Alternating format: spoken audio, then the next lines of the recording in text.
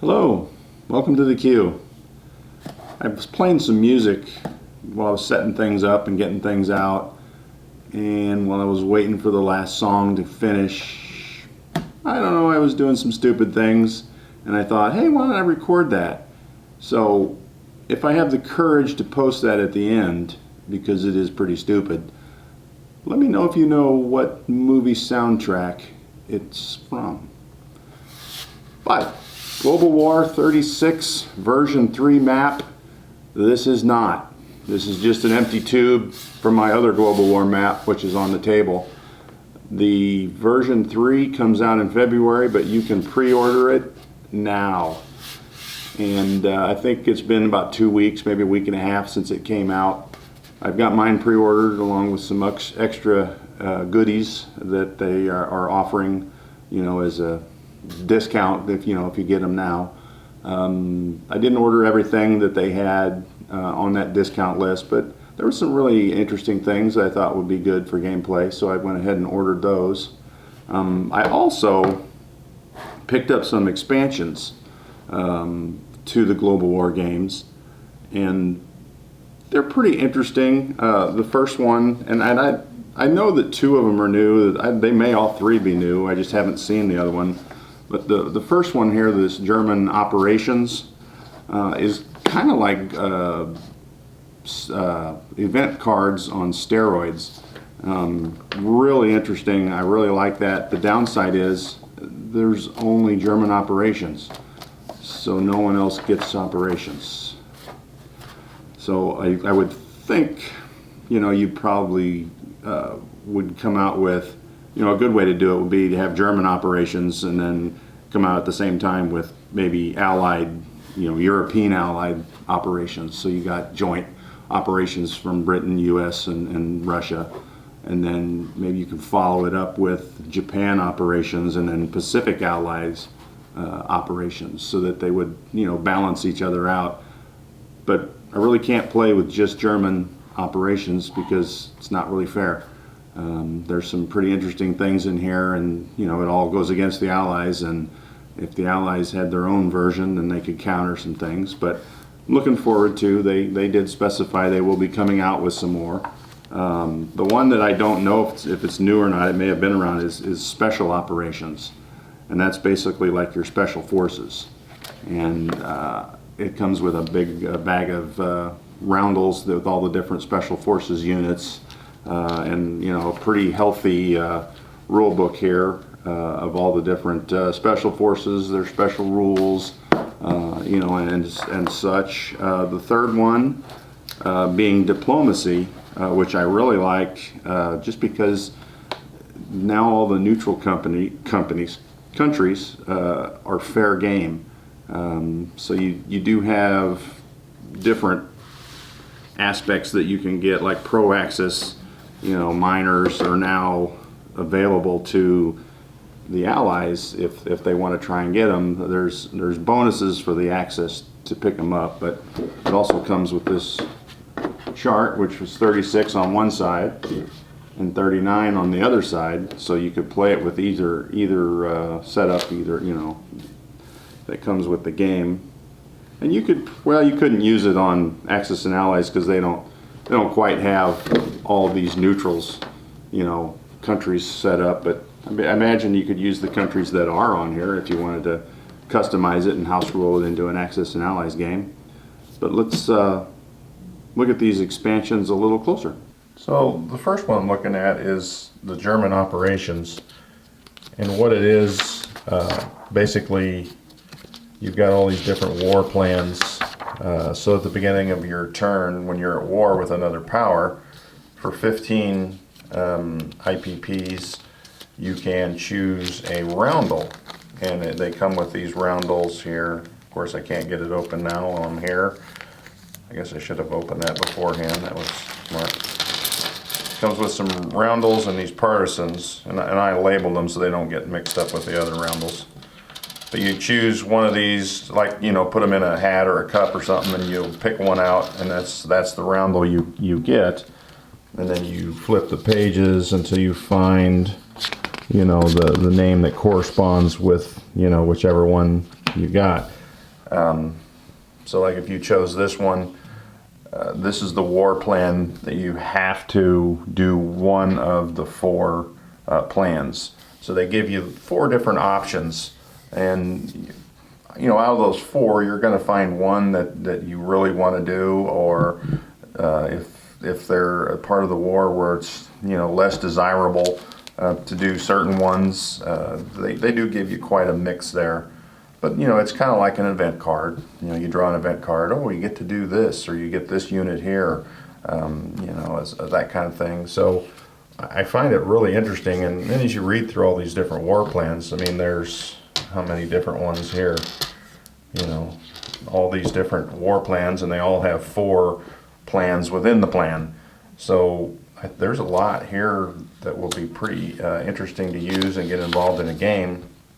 But like I said earlier, it's a little hard when only Germany has this expansion.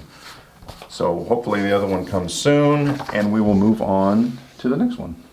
Okay, the next expansion is Special Operations, and that's your Special Forces type units. And it comes with a truckload of roundels, and this is about half of what you get. The other half is on the board still. And some other spots on the table, but it's pretty much your special forces. And like I said earlier, it's a healthier set of rules, but part of the reason why it's so big is it gives you these details about placements. Some of the special forces come out if certain events happen. The fall, where's the one? There's the fall of different countries. This German one, for any unit that annexes another country, at the beginning of the war, whether it's Austria or it says here Sudetenland, some other, and then the rest of them are pretty much time-based. January 39, Germany gets this one, Italy gets this one, and January 1940, Britain, get these 3. So it goes through there, and it, you kind of have to keep track of the pages, and I guess you could keep this handy and look at it each turn, but I've kind of done something different here, customized it a little bit so it's easier for the people to use to know what would be coming. So I took my event cards, which is on a PowerPoint presentation, and I print out the 4 sides, then that's the back of the card. And then for each one of these roundels, I took the picture and added them to the pages, and I used some of the photos and stuff that were in the event cards and just changed the names, and did that for all, I forget how many there is, but there was quite a few of them. But what they look like, I'll slide these over here, the finished cards, so that each nation holds their own cards. It says on there when they come out or what circumstances they come out. Merrill's Marauders, place this marker and 1 infantry in any Far East Command territory that's occupied by Japan. Well, until one's occupied by Japan, you don't get that, but then you put that on the board and away you go. Most of the cards, when you have a date, you're placed to this roundel under an elite infantry, and then they're the special forces unit, and so forth. And then, like I said, some of them are mechanized. This one over here being the long-range desert group, basically known as the Rat Patrol. But I don't have any cool-looking Rat Patrol Jeeps, long-range patrol vehicles. So it's just a mech infantry, which is what it says in the book. And those are pretty cool. We used them in our house-ruled global war game the last 2 weekends. Everyone seemed to be, thrilled and excited the way we were using them. So it's not like quite in the directions, but that's what house rules are for. And we'll move on to the next one. The third expansion, Diplomacy, we also used in our global war game over the last 2 weekends. I have to specify it was house rule because we don't actually have the 36 map. We are pre-ordered, as you know, the 36. But on the diplomacy, one thing it does, it gives some special dice roll modifiers to the U.S. for South American countries. And a dice roll modifier for the 3 standard German minor axis that you get in the game. Now, for some reason, Finland isn't one of them. So I don't know. We had a hard time aligning Finland to Germany in the game. It was almost 1942 or the last turn of 41. I'm not sure. It was pretty late before Germany was able to align Finland to get in the war, against Russia. And then there's some circumstances that could give some modifiers for some of these other countries. The other thing that's kind of interesting too is certain countries already start off with a bonus round.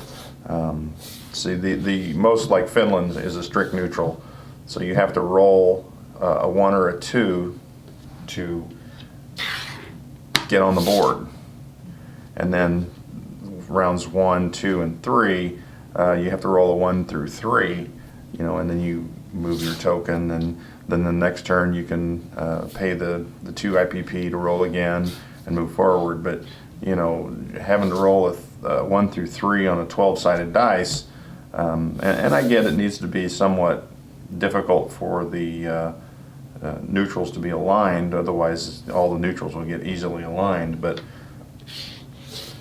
some of these start off on 1, so they can roll. They get only 2 rolls to get Hungary. Well, Iraq wasn't one of the ones, but Hungary has a +4 modifier. So you've already got this. So your first turn you pay the 2 IPPs. Well, now a 7 or under gets you to that. So that you can easily get there with Hungary and Bulgaria and what was the other one, Romania.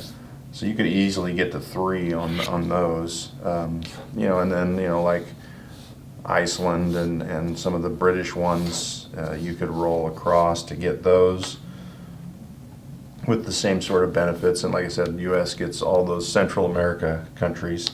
But the other interesting thing is, like Finland, and really any country can be aligned by anybody. But if you've already got part of the way going, it's like, well, why would I try that? Well, say Germany gets Finland, and the turn or a turn later, Russia gets Finland. So they both have Finland. Well, Germany goes up 1. Russia tries again, fails. Germany goes up the next turn. Well, they're almost there. So why would Russia continue on? Well, if Russia succeeds in a dice roll, it will move into the 1 space, and Germany has to move back a space. They never move into that strict neutral again, but they can always go down to 1. So like if Russia succeeds again, but then Germany succeeds again, now Russia goes back. So you can kind of keep that country, out of the Germans' pocket, with some good dice rolls. Or eventually Russia aligns it, and hey, that's a different game now. So that's kind of interesting. I really like that aspect. And it takes a little longer to align a country this way, but the game is a 36 start, so you've got longer. But on the other side is the 39. If you were going to play with a 39 setup, now all these are starting in that spot where they only have to roll a 7 and they're in. So they can come in pretty fast. I mean, and then Siam, Syria, they already start. Transjordan, they already start with certain countries, on these side here. Well, I guess Italy has Abyssinia, which really they conquered that. They didn't really align that, but either way. So that's interesting too, that they give you both, and it's a nice thick styrene, so that's pretty cool. I like that. I think everyone enjoyed this format for aligning neutrals, because it does change the game, and it's another aspect for people to, kind of get excited. Oh, hey, everyone wanted to go for Turkey because that's a game changer there in the Middle East. No one got Turkey in the game.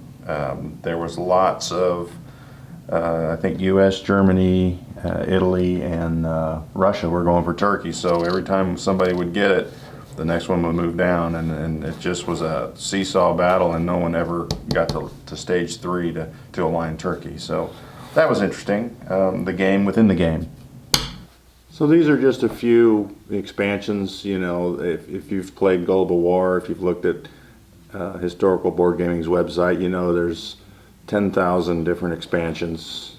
That might be an exaggeration, but there's a lot of them. Some of them you might not like. You can't really, I don't know, it costs quite a bit of dollars to get them all, but you can pick and choose ones that you like. I really like these 3. I do have a couple others that we play with as well. The African Core one is one that comes to mind.